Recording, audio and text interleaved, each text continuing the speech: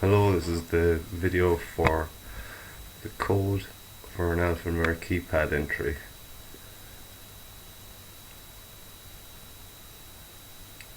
At the start I've named new counter integers from A to H, and they'll be used to update every time the keypad's pressed. They all are started at 0. Main functions similar to as we had before, so I'll go down to the get key function.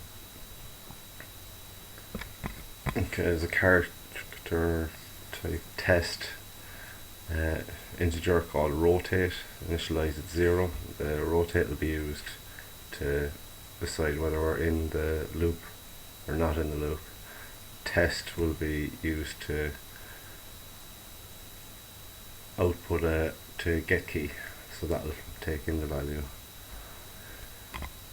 If you see at the start we have while rotate equal to 0, which it is from the start. We move down to first test, so row 0 is pressed, and if any of the columns are pressed, so we go into first. If it's column 1, we delay function, then counter A moves up from its initial value declared at the beginning at 0, it'll move up to 1.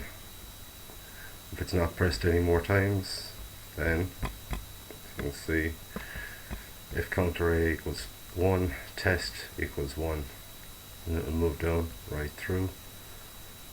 Rotate will be 1, so it'll move out of the loop, won't move on to anything else.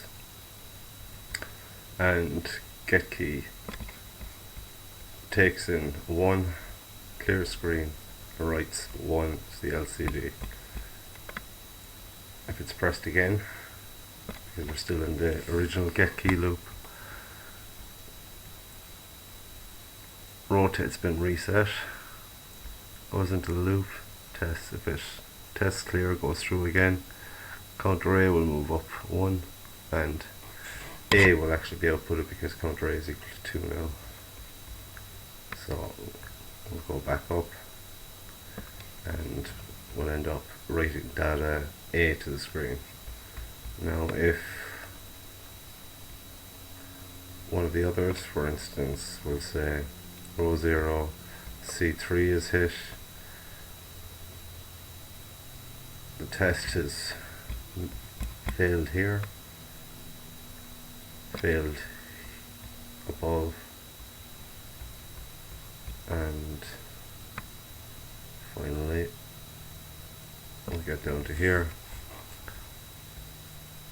Counter C, which is a different variable to the ones above, will go from 0 to 1, passes this test, outputs 3.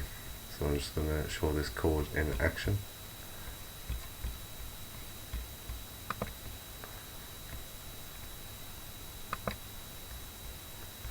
So row A, column 1, press once, we get 1, press twice, we get A, move across to 2, we get 2, and so on and so forth. Okay, thanks very much.